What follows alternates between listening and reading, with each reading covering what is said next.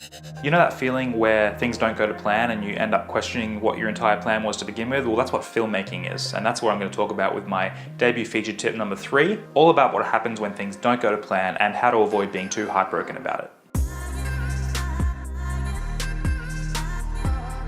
My debut feature tip for today reads a little something like this. Time and budget constraints constantly fight against your plan. Accept this and learn to adapt on the fly every single day.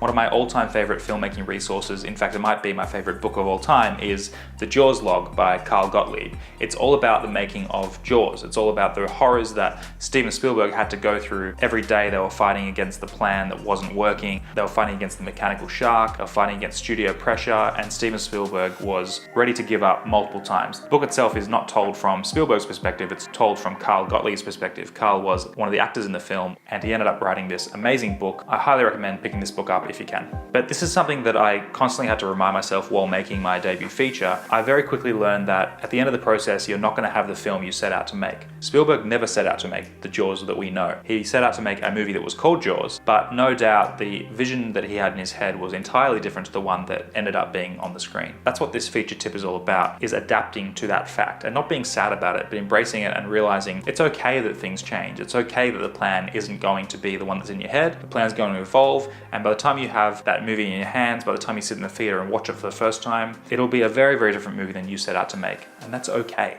The subplot that would have made Arrowhead a lot clearer is this story element of Kai having the ability to die and come back to life. That was something that was in the original script and it was a lot clearer. In the final film, the whole resurrection thing is kind of there, but it's a bit obscure and it's suggested by the characters, and it's very much something that you have to discover by rewatching and analyzing it to fully understand. It was a really great element to the original plan, the original screenplay, and it's one of the reasons that the screenplay has won an industry screenwriting award, and the film itself has won a couple of awards at festivals, but it doesn't really have the same industry clout that the screenplay had. I'll try and get specific without boring you too much, but essentially the original plan was for Kai to know that he has these resurrection powers. He falls off a cliff, splats onto the ground, and then all of a sudden he wakes up again in a new cloned body, sees his own dead body on the ground and realizes, hey, I'm kind of a superhero now, I can resurrect, I can come back from the dead. And he uses that to his advantage for his survival on the moon. He ends up destroying his body, knowing that he'll come back to life, to use his own body as bait. That was kind of a cool, dark story twist that we kind of still have in there, but not really, because you don't really get what's going on. And it's a little bit sad. But the time and budget constraints we were up against really dictated that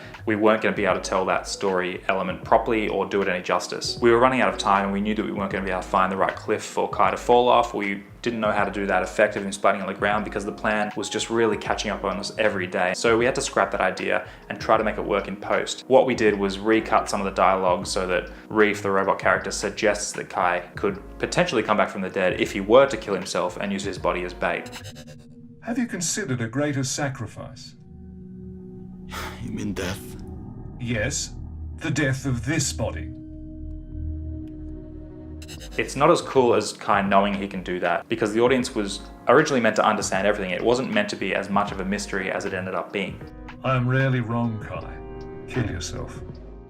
But all this to say, it doesn't matter. At the end of the process, I had a movie. It wasn't the movie I set out to make. It was similar in theme and it was covering some of the right story beats, but it definitely was a different beast. It evolved into something new. We didn't get the movie that was in my head, and that's okay. It was a first feature. That's what a first feature is for learning these things. Because the next feature is going to be all about knowing that and trying to adapt with it and evolve with it rather than letting it get away from me.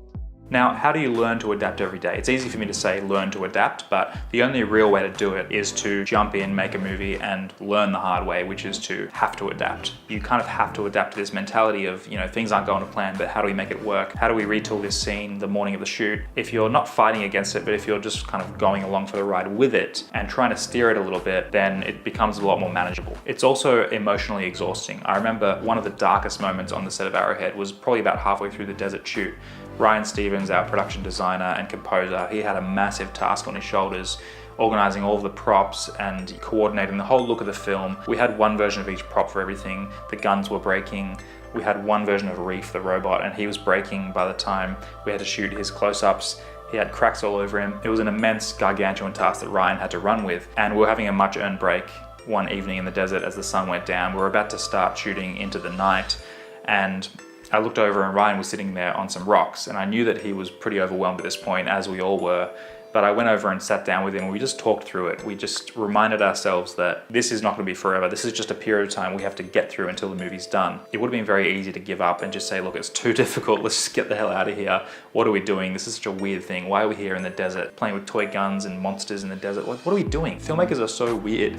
Like, why do we do this to ourselves? It would have been very easy to just want to give up. But we talked it through and we realized why we did it. We realized like that a year before we were in the desert making the short film, and that was pretty easy in comparison.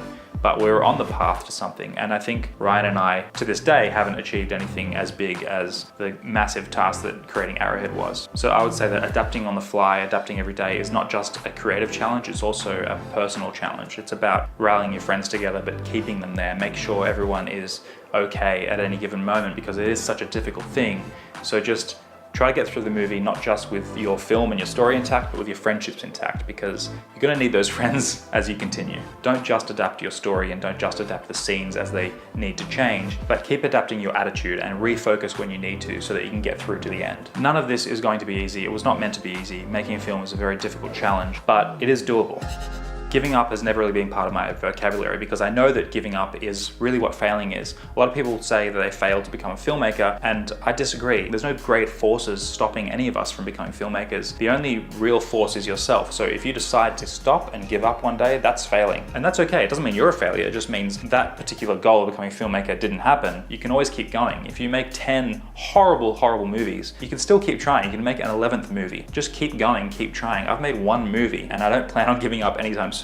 In fact, I never plan on giving up because once I give up, that is letting go of the dream. That's what is going to cause me to stop or fail. The fact that everything changes day to day and forces you to rethink is very, very soul-crushing and difficult. And it's going to be one of the things that makes you want to give up, but do not give up ever. If you really want to do this, if you really want to become a filmmaker, if you want to make your first feature, your second feature, your third feature, and continue to make movies throughout your career, you cannot have the mentality of giving up. You can allow yourself to be low. Like there are a lot of low points that I have constantly where things feel like they'll never progress. I'll never get this movie off the ground. I'll never finish this project. So while everything's struggling and fighting against you, do not allow it to make you want to give up. Grab some of the people that are closest to you and talk to them about it, because at times filmmaking can be such a lonely task. It's a very communal art form and you need a lot of people around you, but it does tend to feel really lonely, especially between projects. All that writing is done mostly alone. All that brainstorming is done mostly alone. It's great when you do it with a team, when you have the luxury of doing it with a team, but most of the time it's pretty lonely and you're gonna want to give up.